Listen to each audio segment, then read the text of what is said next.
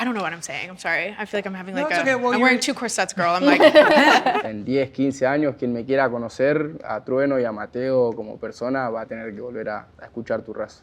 I don't think I will ever hear an AI song where I'm like, wow, I really felt that. That was just, you just understood me.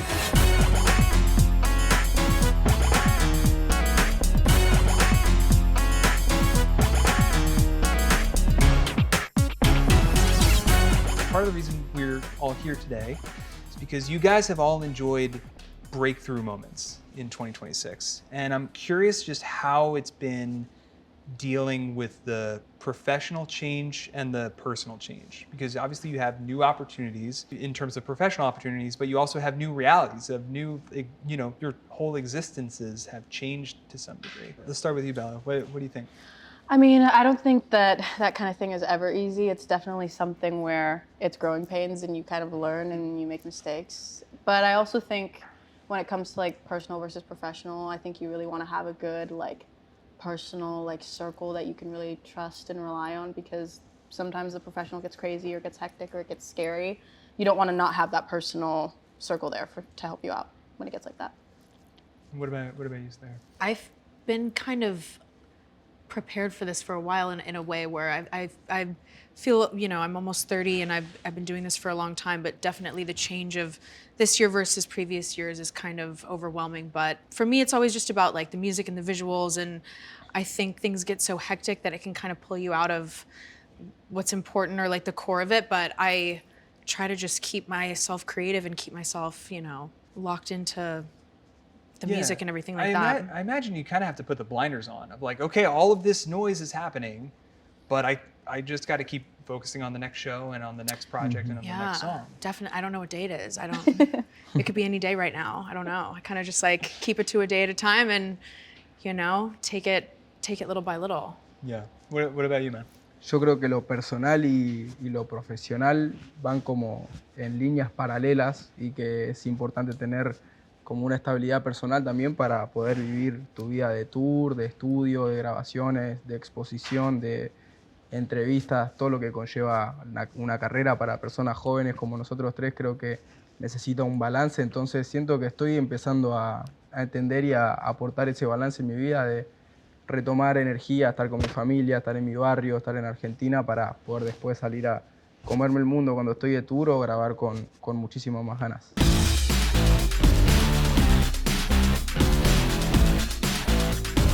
Slayyyter, I'm curious, you've talked about your relationship with fame, and obviously your song, one of my favorites on the album is I'm Actually Kind of Famous. And but you've talked about not calling yourself famous. Like, as your profile has grown over these past few months, and like you said, you've been doing this for a while, but this has been a pivotal moment for you. Has that been jarring at all? Like, to see the new opportunities, to see like, oh wow, like more and more people know my name and my music now.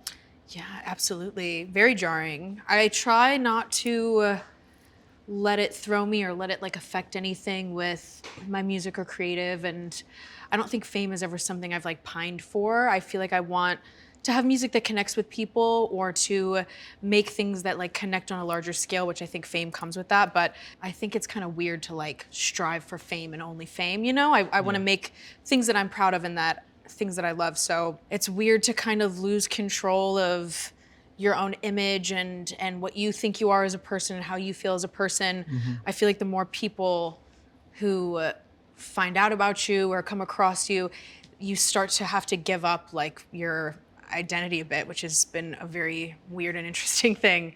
Yeah, I mean, I'm sure you're like seeing like more memes than ever attached to your songs, and more like interpretations of your songs, and more, you know. Yes, certainly, like things like that. And also, I think just people's ideas of you as a person, or putting like personality traits on you that you might not have, or conversation around you or your name that isn't really like how you see yourself. But as soon as things start to grow, I feel like you kind of have to let go of, which is a good thing in a way too. Like, I like not having control. No one should be able to like control every aspect of their image or the narrative around them, but it's been very weird. Yeah. Definitely.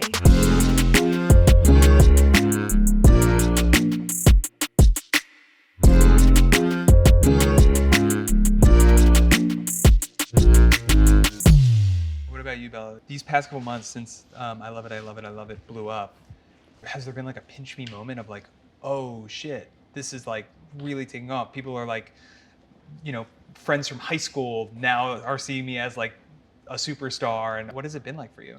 I mean, yeah, there's been like so many pinch me moments, but it's a lot of like, I always try to not look at that kind of stuff and not think about it because it is very like, it's hard to like get in your head and like people from high school like seeing this version of me that I'm like, that's not exactly like who I am like when I'm by myself.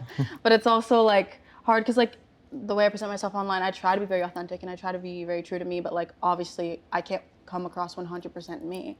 But it's also like, how do I balance that with also like keeping a piece of me to myself in my personal life, but also making sure that people online feel like connected and really are enjoying the music and feeling like they're represented. Because I don't want to just like make a bunch of songs. I'm like, oh, I love these songs, but they don't like love them at all. But I also want to make songs that I love. So it's like a hard balance and a fine line. But Yeah, it's got to be such like a whirlwind in terms of striking that right balance, right? Of like keeping yourself and a piece of yourself removed from the whirlwind of social media and the spotlight and all that stuff.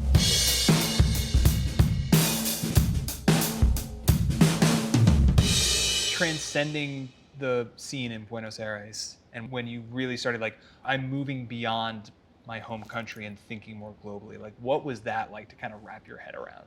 Para mí es muy importante, me siento como un representante de Argentina en el mundo, poder salir, aunque sea un festival, hacer un tour, colaborar con artistas de otros países. Para mí es no solo Trueno, sino Argentina y el rap argentino quien llega a esos lugares. Entonces para mí es muy importante, y justo después de tener mi máximo boom comercial o mi máxima exposición con mi disco El Último Baile, decidí hacer el disco más argentino de todos los que hice, justamente para representar mi cultura, mi orgullo nacional y mis raíces. Entonces es algo que lo siento un poco como una necesidad, un desafío y algo que me gusta cargar en la espalda, llevar así como una misión.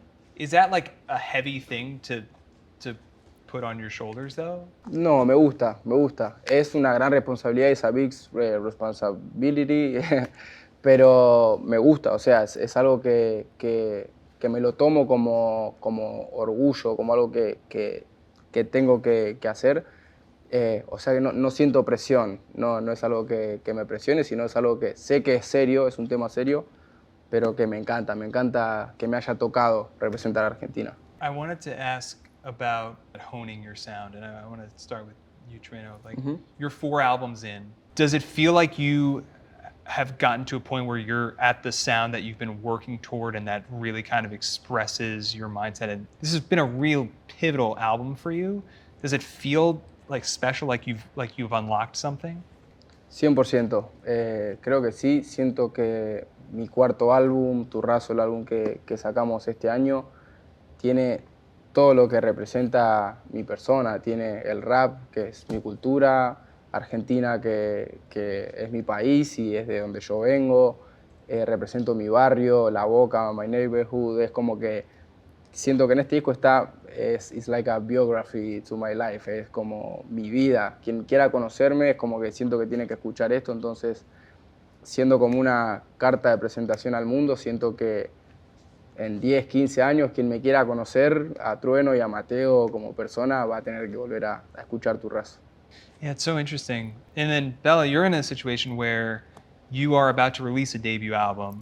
I'm curious how much the success of I Love It, I Love It, I Love It informed the rest of the project. Like, did that song start taking off and you were close to being done? Were you halfway done? Were you like, did that success seep into the rest of the project of like, oh, this is really like, this is my sound and this is taking off, so let me kind of spread it across? Like, what was that like for you?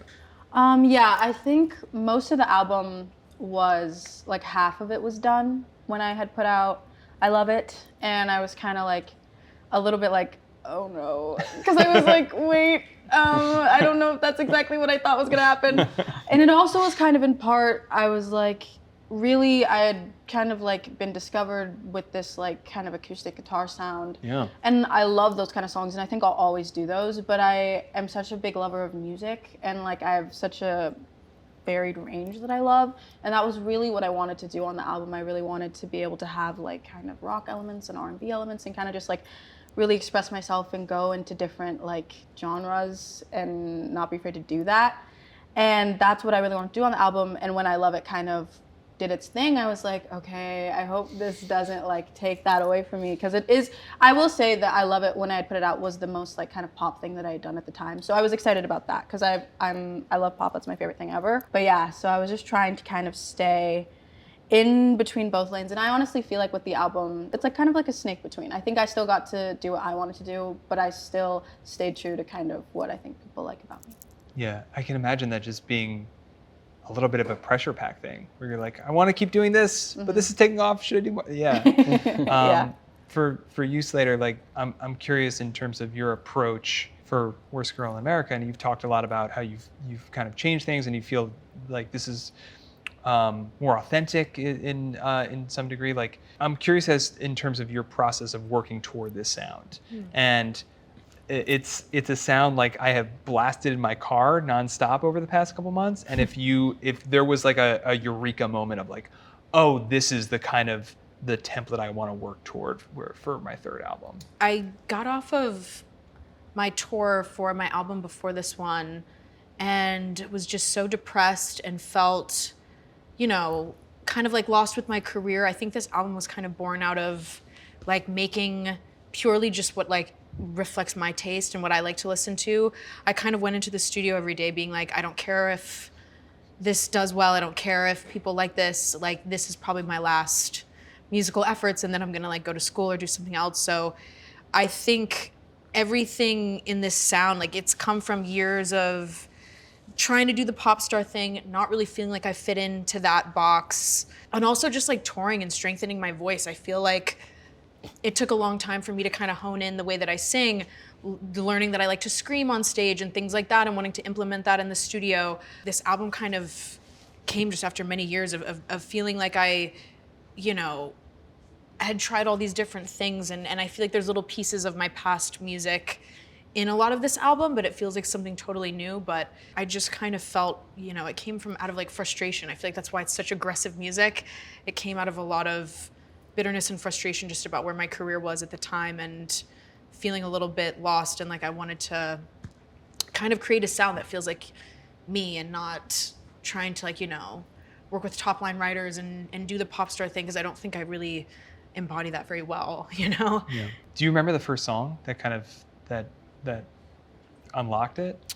I think Beat Up Chanel's, and that, Oh, yeah, really? that was the first song, the first session I ever did with Austin Corona and White Bernard, who produced a lot of songs on the album. We like made, that was like the first song we made, first session we ever met. So I feel like that day I was kind of like, oh, like this is, it's like parts aggressive, part really soft, euphoric kind of pop chorus, but it just felt so like me. And like I was like, loved how distorted the vocals were, and I loved how imperfect and crunchy it sounded, and I felt like that's where I wanted to kind of dive in later on. I see Bella nodding and like, are you a fan of Beat Up Chanel's? Yes. Oh, Yeah. thank you. Yeah. Thank you. There you Slayyyter go. fan over here. Thank you.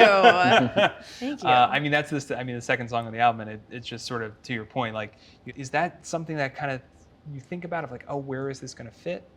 Siento que no lo pienso como una presión, no siento esa presión de decir esto es hip hop, esto no, esto rap, esto no. Siento que eso está en mi ADN, es como que corre por mi sangre y no hace falta pensar si es rap o no es rap, sino que haga el género que haga, como nací haciendo rap y crecí haciendo rap, puedo hacer el estilo de música que sea, que va a contener rap dentro de mis letras, de mi manera de cantarlo, de rapear.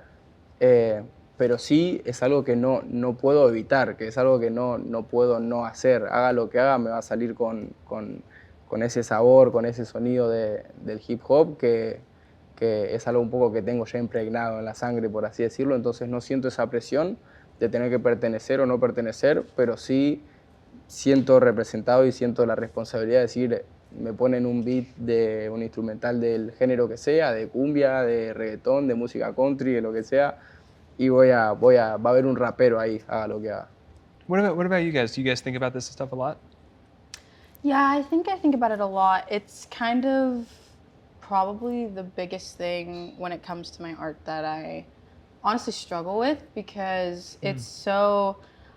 I try not to like think too much about it because obviously I always want to stay true to myself and like that's what got me here in the first place and kind of like do my own thing. But it's also like I don't want to let people down ever, and I also want to make sure that I'm feeling good about my music and other people are feeling good about my music. But at the end of the day, I always kind of try to put myself first because I know that I got here by making music that I loved and putting out songs that I love, and that's what matters. Yeah. And for you, Slayyyter, I mean, you've always had like the kind of pop core, but it's a very different type of pop approach now. Yeah, for sure.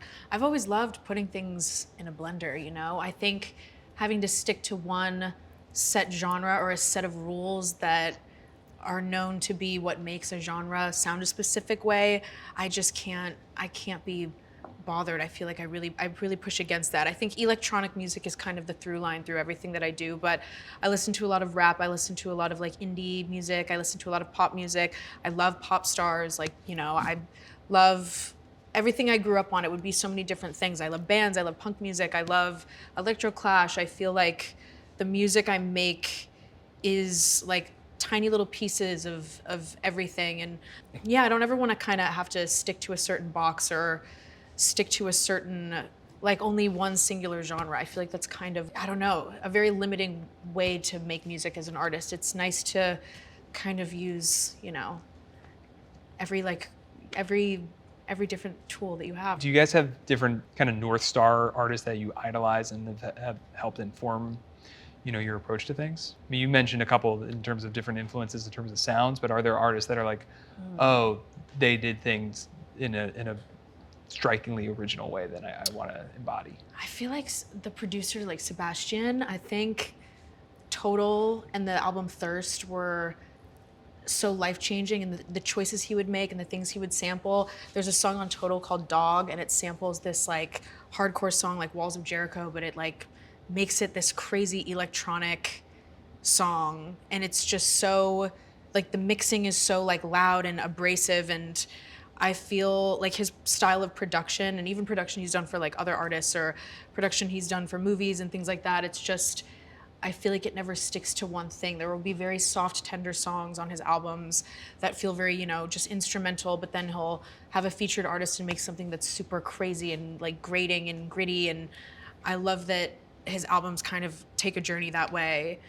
Same with Justice. I love Justice, and I feel like it's just kind of music that doesn't stick to one particular vibe or sonic direction.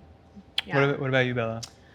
My North Star is probably Rihanna. I think she's so interesting just in the way from how she maintained her image to how she like uses her vocals and her tone in so many different genres and kind of like weaves between them. And I just think growing up she was a huge like, I idolized her for sure. I think she's insane. That's so interesting because especially she, you know, you're 20, in the past 10 years she has not released a lot of music, and yet you still really kind of clicked with her whole approach and her whole aesthetic. Yeah. That's so cool. Her impact. Yeah, her impact. Generational. Yeah. What about you, Trueno, in terms of kind of like artists you idolize? I grew up with the 2000 hip hop. I'm a big fan to Dr. Dre, Eminem, Exhibit, 50 Cent. En Latinoamérica hay otros ídolos como Vico C from Puerto Rico, Control Machete from México, la banda de mi padre, My Father Band, como una 4 from Argentina. Tengo diferentes, soy fan de diferentes ídolos de diferentes países, pero creo que mi estilo y lo que yo hago es como el style 2000 del hip hop. Man, yeah, I'm right there with you. I'm right there. Yeah, I miss those days. Great time. And you guys have all gotten artists to kind of co-sign what you're doing in different ways, in terms of touring act or a shout out or a playlist or anything like that, or even a social media mention. Like, how important is that now? Is that something you guys think about a lot? And have there been times where that's been like incredibly meaningful to you? Para mí lo es todo. For me, the respect is everything. Tener respeto de gente como Damon Albarn o Cypress Hill o Argentina singers like Víctor Heredia, Andrés Calamaro, Fito Páez. Para mí es como lo más alto que se puede llegar y lo que yo más valoro, el respeto de los maestros, de los gurús de la música. me sigo considerando un alumno. Creo que somos una generación que viene a proponer, pero que también viene a aprender de los que estaban antes. Así que para mí que la vieja escuela, por así decirlo, te respete, te enseñe, se acerque, es lo más importante.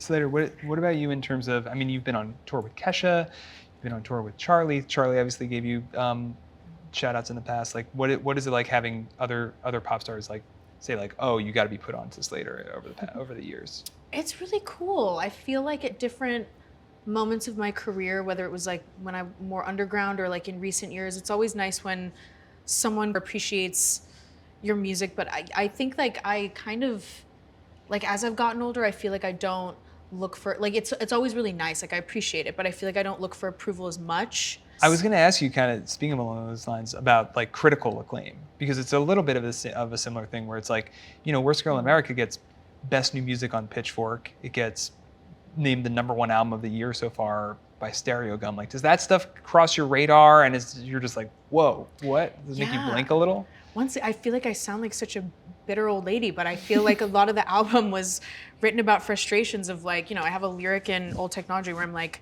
fuck your critique. Like, I feel like I never have been critically acclaimed. I feel like this album was born out of feeling kind of seen as some kind of corny internet niche SoundCloud artist. That's how I felt for a really long time. Even though I felt like I had more to offer, I feel like I had more vocal talent than people gave me credit for. So I feel like critical acclaim, I got very used to not having it. So now that people have really liked this album, I'm always just like, whoa, what? Okay. Like, you know, it's cool, but I don't, I never want to make anything for like a pat on the back. I feel like if I'm happy with it, that's all that matters. You know? It is that. I mean, that's the deep irony of this moment for you. You're singing "Fuck Your Critique," and it's like Best New Music. Yeah, I know, it's weird. I feel bad. It's weird.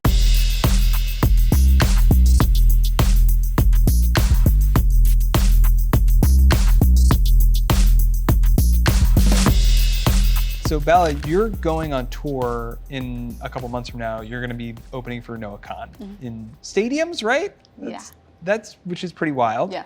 I'm very taken with Noah, and what really strikes me is, and why I think that it's such a great pairing, you opening for him, is like his vulnerability and his authentic self is always on display in his music. I'm curious, like, what an artist like him becoming like a stadium headliner means to you, especially as you approach like these in a few months opening for him. For sure. I mean, I think it means everything. Noah's so insanely talented. His album is crazy. I grew up like hearing his songs and being a fan. And so it's super cool to see him doing stadiums. I'm so proud of him. I think he deserves it for sure. Because I think it's really scary to be an artist and like put yourself out there on the line like that and kind of be able to just write what you feel and not care that thousands and thousands and thousands of people are gonna like hear and see and have feelings and opinions. Well, speaking of which, I mean, you have 2 songs on your album, which is out in a couple weeks. One is A Father's Lament, which is about, you know, growing up as a biracial kid in Texas. Yeah. And then one is Sleep for Dinner, which is just like this devastating song about, you know, your relationship with food. And like, what was it like writing those songs and being like, okay, this is part of myself that I'm going to share with the masses? Yeah. I mean, I think it's funny you say those two because both of those two I wrote kind of just alone in my room. But yeah, I think when it comes to my music and my art, I just really like to say the truth. I don't think it's like fair to me or to anybody else to put on a persona and pretend to be somebody I'm not. And it was really important to me on the album to not just kind of like talk about like, oh, I'm in love, or oh, I hate you, because it's like life is so much more than that, and I think there's more things to say that are important, and I think a lot about how my fans or the people that are going to be listening and tuning in will take those songs, and I think when I was growing up, I would have loved to like be heard like that and know that somebody else felt like I was feeling. Yeah, I mean, I'm sure all 3 of you have experienced that to some degree of young fans connecting with different songs and being like, oh, I feel seen because of that. I'm curious to kind of along those lines, Trueno, like you have a song on your album, Rain 4, the 4th, that is incredibly emotional, and it's a message to first your father and then your mother. That's not like necessarily like a cool thing to rap about, and you pull it off so well. Like, where did that come from? Turrazo en general es un álbum muy personal, es sobre about my life, es sobre mi vida, mi barrio, mi país, todo. Entonces, hacerle una canción a mi padre, a mi madre, para mí era muy importante. Rain es una saga. Rain it's a saga. Exists the Rain 1, 2, 3, and 4. And the other drains, I'm talking about me. It's like a catharsis. It's like a psychology therapy. But this Rain 4, have a special thing para mi padre y para mi madre, que son quienes les debo mi vida, y teniendo también fans más chicos que yo o generaciones que nos siguen, que son menores a nuestra edad, que ya somos jóvenes. Me parece lindo como dar un mensaje de orgullo, más allá de lo que decía, de que si es cool o no es cool. Me parece lo más cool del mundo ser agradecido con tus padres, e inculcarle eso a los niños me parece algo lindo. It's really moving, and you know, along those lines, like the last song on Worst Girl in America, Brittany Murphy, is like, you know, it's part like triumphant in the sense of just kind of the tempo and the spirit of it, but it's also like, it's pretty emotionally harrowing. And like, you're talking about like how you want to be remembered, and you've talked about if this album didn't take off, you were seriously considering leaving music. When you were putting that song together and putting it as the last song on the album, were you just thinking about your musical legacy and what you were leaving behind? I mean, sort of. I think I was pretty depressed during that time, so I feel like it kind of came from like a, you know, I felt so uncomfortable in the studio even making that song just because it kind of reads like a suicide note almost. I think that as an artist, the lows you can get into feel so devastating because everything, especially, you know, I feel like music artists, like we're all very dramatic, and so it's easy to be like, it's so do or die when you make art and you're a creative person. Like it really feels that way to me sometimes. So it was a bit about kind of both, like my musical legacy, but I also just felt so over everything. It was very therapeutic to kind of get that off my chest. Yeah. And yeah, everyone in the studio was like, are you okay? What the you know? Which yes, I am, but you know. Well, I kind of see that as a common thread between the three of you guys, which is like, in a world that is very often detached and kind of like poisoned by irony to me, you guys aren't afraid in very kind of big mainstream friendly songs and albums to be like pretty emotional and pretty straightforward in terms of laying things on the line.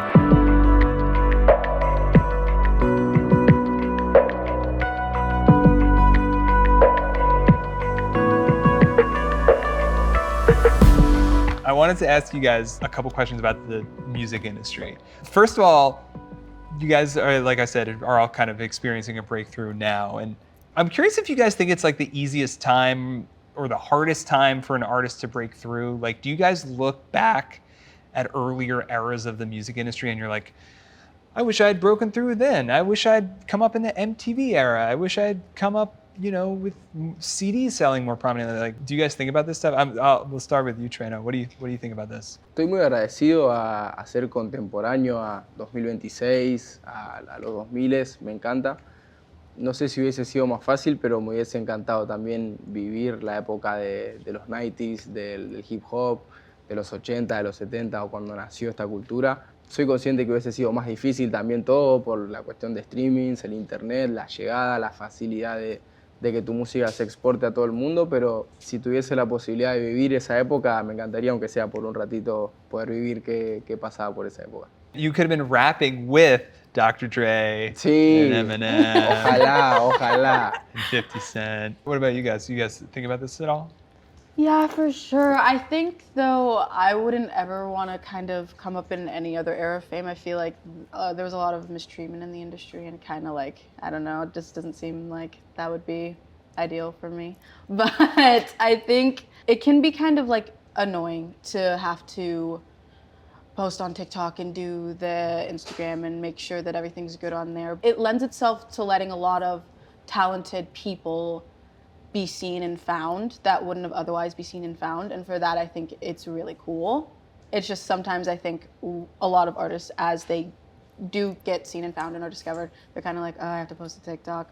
But I also think if that's your biggest problem, it's kind of like you're doing okay. Yeah. You know? I mean, Slayyyter, you've lived through different eras of, the TikTok world and different era like social media over the course of your career. What is it like now versus 5 years ago? I mean, I really love what the internet has done to the music industry. I feel like, there's pros and cons to every era or every like whatever, but I think now it feels like it's kind of like open the lottery and there's like more chances for artists to come across your algorithm. I feel like every day I find someone who will have like 4,000 followers and I'll be like, this is the best thing I've ever heard. And like, you know what I mean? I think it kind of opens it up to everyone to have their music seen or heard. And if you're, you kind of need to like brand yourself and market yourself online. But I think I was like an internet artist at the start of it, and I used Twitter. I was like more of like the Twitter era. Like I was like pre-TikTok. But I love what the internet's done. I also think though, that it does lead to like oversaturation. I think there's like so much music now. I think it makes it maybe a little harder for people to poke through when there's just such a crazy volume every day being uploaded and put out. But I also just kind of love that the people decide. Yeah, I'm curious, like also kind of along those lines, speaking of algorithms, like how much you guys think about new technology. Obviously, we're at Billboard, we're always talking about AI and how we haven't had any like generative AI music hits yet, but also we have a lot of generative AI music flooding streaming services. Like, is that something you guys think about? Is it cross your radar at all? What do you guys think? Yeah, 100%. I think on the train of like authenticity, when you listen to AI music, I don't think I will ever hear an AI song where I'm like, wow, I really felt that. That was just, you just understood me. You can always kind of tell, yeah, right? I'm like, what is I can this? always I was clock in when an Uber yeah. the other day and I was like, is she playing You're like, AI music right this now? is not a lady. I was like, this is crazy. Yeah. It was This so is bad. not a lady. It's not, you can always tell because the lyrics, you really listen The to the lyrics lyrics will be something about so random. It'll be Yeah. like, and we fall down. And you'll be like, what? What did she say? Why are we falling? And we're in love. We're gonna fall again. And you're like, oh yeah. Yeah, there's like 5 choruses. Yeah. You're like, okay. Is it same for you, Trueno? Is it? Yeah. I don't like the AI music. I'm think if you wanna be an artist, you kinda be a crazy people. So the robots don't have this mentality. Puede ser una copia, puede ser parecido a lo que nosotros hacemos, pero nunca los robots o la IA van a ser artistas, ni van a poder ser artistas, y creo que eso se nota, eso se siente. And you guys are all a testament to that because you guys have all broken through very different sounds and personalities and perspectives.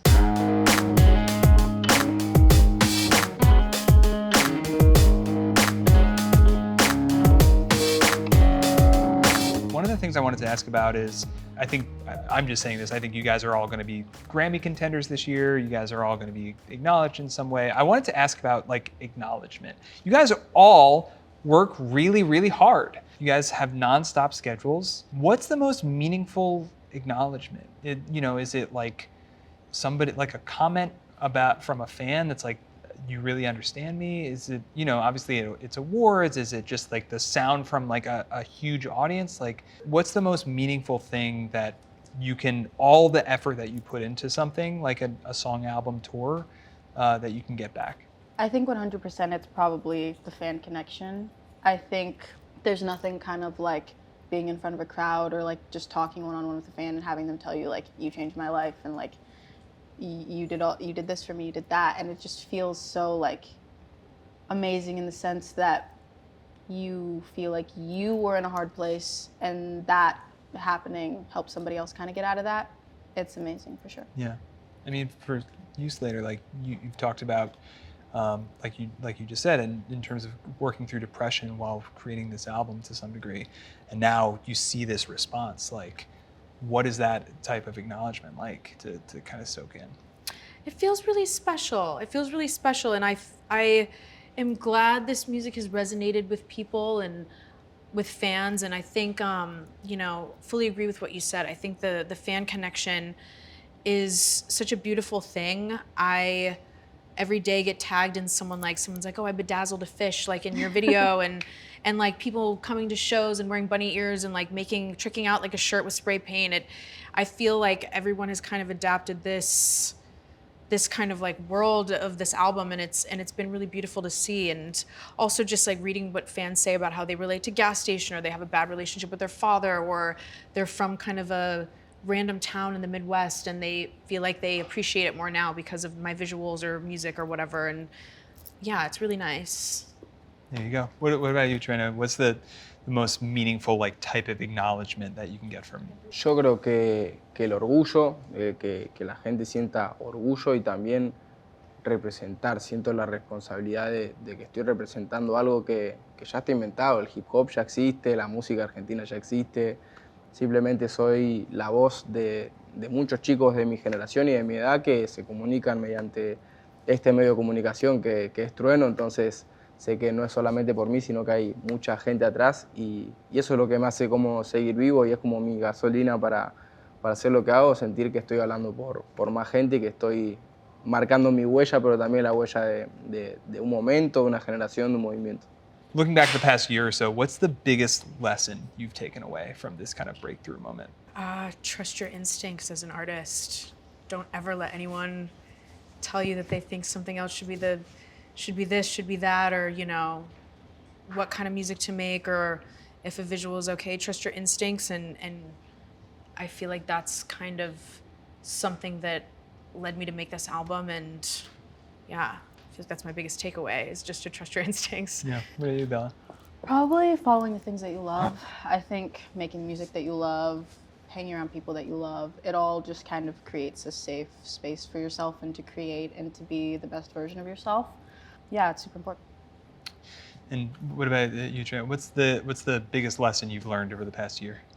Creo que a hacer lo que a mí me gusta. Siento que los últimos años tuve demasiada exposición y eso quizá te puede marear un poco en querer complacer a todo el mundo y me di cuenta que lo auténtico y la manera de ser uno mismo y de llegarle al mundo de una manera genuina es siendo uno mismo y no pensando en agradarle a nadie, así que creo que un poco la moraleja fue sé vos mismo, hacer lo que te gusta, representar lo tuyo y así es más fácil que todo se dé también.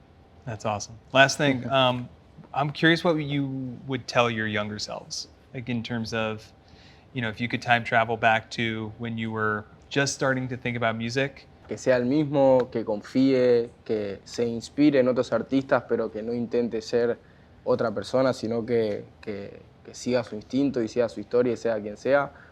Y siempre digo algo muy importante, que hoy en día el internet, todo nos dio muchísimas más herramientas para hacer un video, para hacer una canción, para hacer lo que queramos hacer, así que aprovechen esas herramientas y que sean autónomos, que se puede.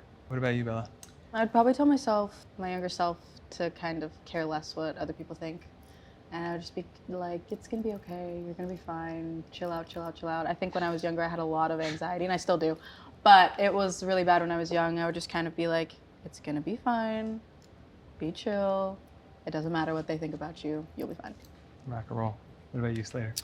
Probably would tell my younger self not to, or to really focus on honing in your crafts and your craft and your skills, and maybe not to like people please so much within, like when you step into music. I feel like at the very beginning when I was like 22, if I, you know, sometimes things would like maybe not be exactly what I wanted, but I would feel like it was such a blessing to even be there or be on a set or be in the studio that I would kind of just be like, yeah, it's fine. Sure, I like it. And then the output would kind of suffer. So just not to people please and to, yeah, I guess. Go your own way. Yeah. This was awesome. Thank you guys so much. Thank you. you. Thank you guys, all three of you. I really do appreciate your time and thoughts. And congrats on like I said, like you guys have all had huge years in very singular paths, and you should be really proud. So thank you guys for doing this, and I hope you guys enjoyed it as much as I did. So thank you guys. Gracias. All right.